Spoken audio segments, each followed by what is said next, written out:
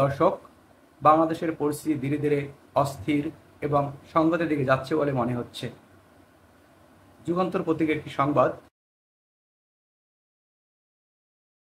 স্থানীয় সরকার নির্বাচনের দাবিতে ইসি ভবনের সামনে এনসিপির বিক্ষোভ আজ।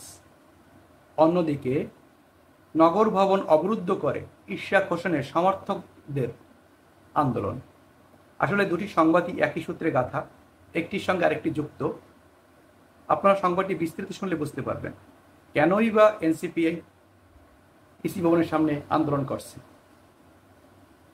নির্বাচন কমিশন ইসি পক্ষপাতমূলক আচরণ করছে বলে অভিযোগ করেছে জাতীয় নাগরিক পার্টি এনসিপি।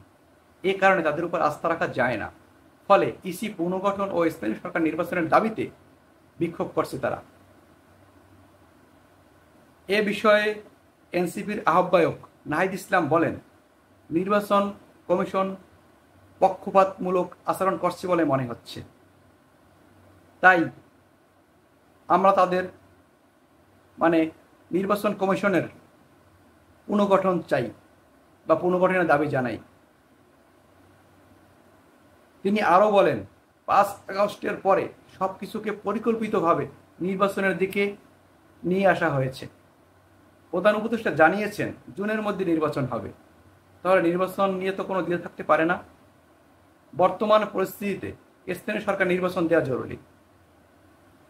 আপনারা ইতিপূর্বেই জানেন যে জামাত ইসলামী এবং অন্যান্য ইসলামিক দলগুলো ইতিমধ্যেই জানিয়েছে যে জাতীয় নির্বাচনের আগে স্থানীয় সরকার নির্বাচন দেয়া হোক।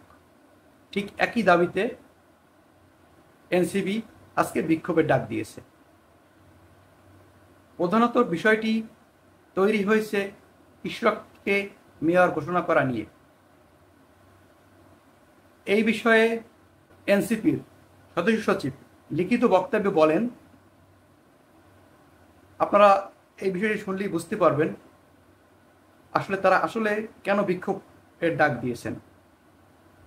2020 সালে ঢাকা দক্ষিণ সিটি কর্পোরেশনের অবৈধ নির্বাচনকে কেন্দ্র করে বর্তমানে জটিল রাজনৈতিক পরিস্থিতির সৃষ্টি হয়েছে। উদ্ভূত পরিস্থিতির জন্য নির্বাচন কমিশনের পক্ষপাতদুষ্ট ভূমিকাই দায়ী বলে তারা মনে করে। ইশরাক হোসেন বনাম শেখ ফজলে নূর তাপস গং মামলার বিবাদী হওয়া সত্ত্বেও নির্বাচন কমিশন নজিরবিহীনভাবে মামলার প্রতিদ্বন্দ্বিতা করেননি, যার ফলে একতরফা রায় প্রদান করা হয়েছে। এমনকি রায়ের পরে তারা উচ্চ আদালতেও প্রার্থনা করেননি। ফলে তারা মনে করছে নির্বাচন কমিশন বাদীকে বিশেষ সুবিধা দিয়েছেন। আসলে বিষয়টি মূলত ইশরাককে মেয়র ঘোষণা করা নিয়েই। আসলে নির্বাচনটি হয়েছিল ফ্যাসিস্ট শেখ হাসিনার আমলে। তার সময় সকল নির্বাচনই ছিল অবৈধ। তখন ফজলে নূর তাপস এবং ইশরাক হোসেন নির্বাচন করেছিল। ফজলে নূর তাপসকে অবৈধভাবে মেয়র ঘোষণা করা হয়েছিল। সেই বিষয়ে ইশরাক হোসেন মামলা দায়ের করেছিলেন এবং এখন বর্তমানে ইশরাককে আদালত মেয়র ঘোষণা করেছেন। কিন্তু এনসিপির অভিযোগ হলো যে আদালতের প্রতিদ্বন্দ্বী হিসাবে নির্বাচন কমিশন দাঁড়ায়নি এবং উচ্চ আদালতেও যায়নি, যার ফলে একটি পক্ষকে সুবিধা দিয়েছে বলে মনে করছে এনসিপি।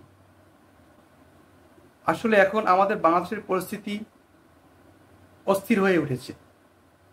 এই বিষয়ে সকলকে ঐক্যবদ্ধ হয়ে জুলাই বিপ্লব ঐক্যের মতন বাংলাদেশে গড়তে হবে এবং এই সমস্যাগুলো বর্তমান অন্তর্বর্তীকালীন সরকারকেই এই সমস্যা মেটাতে হবে। এবং আমি আশা করব ডক্টর ইউনূস সরকার সমস্ত সমস্যাগুলো সমাধান করে ভালো একটা পদক্ষেপ নেবেন এবং বাংলাদেশের অস্থিরতা কেটে শান্তি বজায় হবে। ধন্যবাদ দর্শক।